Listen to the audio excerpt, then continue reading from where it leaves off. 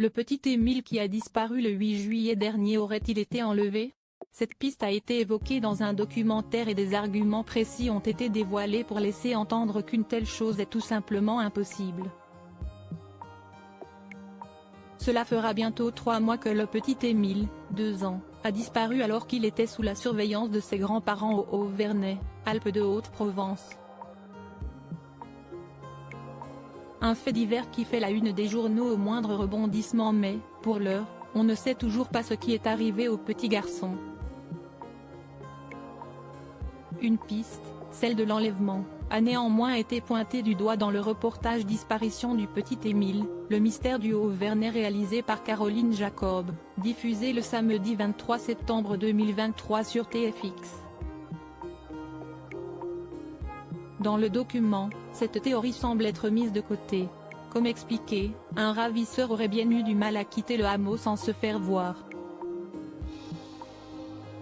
Là-bas, rien ne passe inaperçu et tous les habitants se connaissent. En fin d'après-midi, quelqu'un aurait forcément vu quelque chose.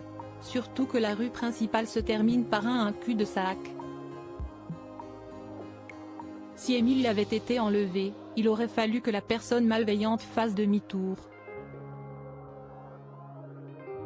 Le petit Émile enlevé via un chemin forestier? Malgré ces arguments logiques, la possibilité d'un enlèvement demeure encore dans les esprits. François Balic, le maire du village, reste lui persuadé que l'enfant ne s'est pas juste perdu et aurait emprunté un chemin fatal. Un adulte est nécessairement intervenu.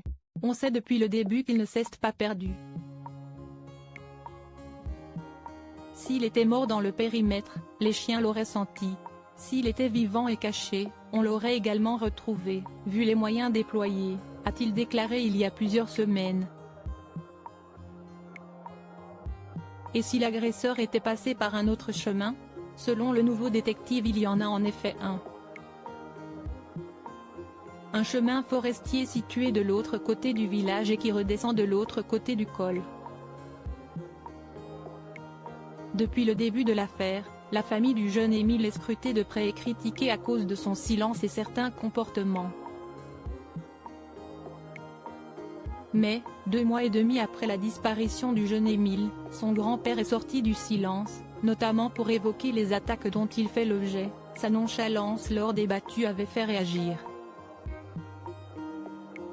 Forcément je passe pour un dominateur qui terrorise tout le monde. Tout cela est faux, mais je m'en moque. La presse nous fait du mal, mais les gens autour de nous sont vraiment extraordinaires. La preuve que Dieu existe, si est-il la bonté qui nous est témoignée chaque jour, a-t-il déclaré dans Famille chrétienne.